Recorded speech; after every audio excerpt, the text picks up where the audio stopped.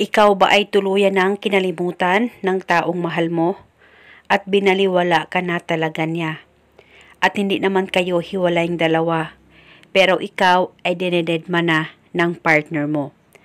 At may ituturo ako sa inyo ngayon na napaka-epektibong ritual, basta dapat 100% ang paniniwala mo sa mga ganitong pamamaraan.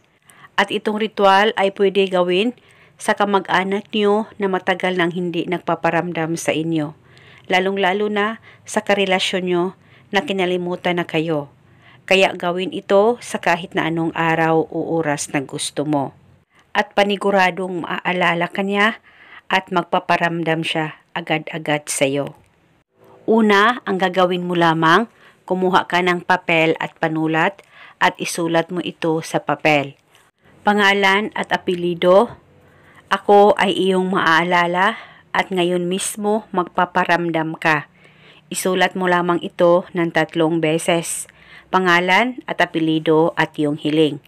At pagkatapos mo na itong masulat, lagyan mo lamang ito ng kahit kalahating kutsarang asin. At pagkatapos balutin ang asin at ilagay ito sa baso, kahit na anong baso na meron ka, na babasagin at clear po ay pwedeng gamitin.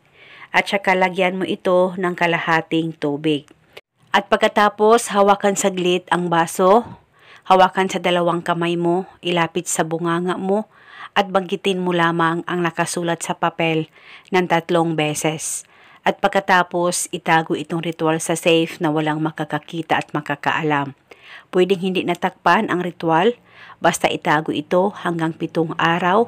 At pagkatapos ng 7 araw ay pwede mo nang itapon ito. At huwag nyo pong itapon ang baso. Ang laman lamang po ng baso ang itatapon nyo. At eto muna sa ngayon, maraming salamat po sa panonood. May God bless us all.